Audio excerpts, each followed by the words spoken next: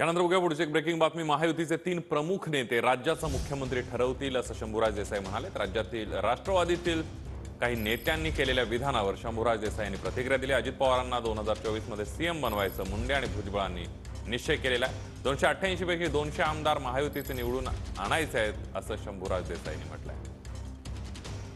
मागं सुद्धा एकदा माननीय अजितदादांनी काय सांगितलं होतं, कुणी निर्धार करून आणि कुणी नुसतं वक्तव्य करून होत नाही, तर ज्याला मुख्यमंत्री व्हायचंय त्याच्या पाठीमागे 145 आमदारांचं बहुमत असलं पाहिजे।